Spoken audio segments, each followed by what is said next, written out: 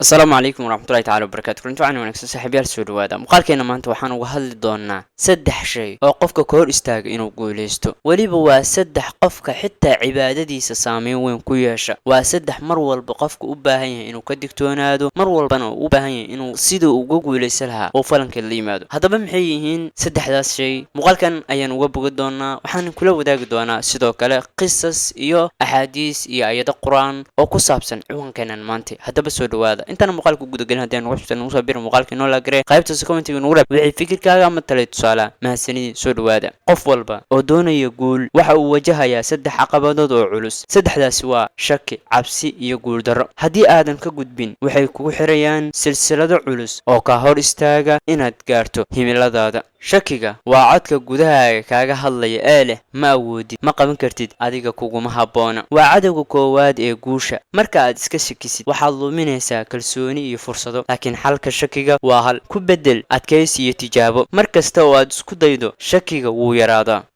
cabsidu waxa ay kugu oranaysaa haddii aad guul daraysato maxaa dhici doona. waa wax ku celceliya mustaqbalka xun oo aan weli dhicin. cabsi waxay qof walba ka dhigtaa inuu istaago halkii uu hore u socon lahaa. laakiin xusuusnow, cabsidu waa maskaxda oo keliya. haddii aad tallaabo qaado cabsidaas si tartiiba ayuu baaba'aysaa. guuldarradu ma ahan dhammaadka jidka, waa cashir ku baraya halka aad ka qaldantay. qof walba oo guulaystay wuxuu wajahayaa guuldarrooyin badan ka hor intuusa gaarin heerka uu joogo. guuldarro waa macalinka ugu fiican ee nolosha. waxaan soo qaadan doonaa qiso ku saabsan shakiga. qisada nabi muuse calayhi salaam. markii uu muuse calayhi salaam iyo reer bini israa'iil ay ka cararayeen fircoon, waxa ay hor istaageen badda cas. dadkii badankooda waxaa galay shaki. waxay yidhaahdeen waxaana qabanaya oo na soo gaaraya ciidankii fircoon. laakiin muuse calayhi salaam wuxuu ku jawaabay qaala kallaa inna maciya rabbii sayahdiin. suurat shucuraa aayadda 62. maya, eebahay ayaa ila jira wuxuuna ii yeelayaa dariiq. nebi muuse calayhi salaam ma uusan labalabayn mana ka shakin ilaahay subxaanahu watacaala inuu u furayo waddo.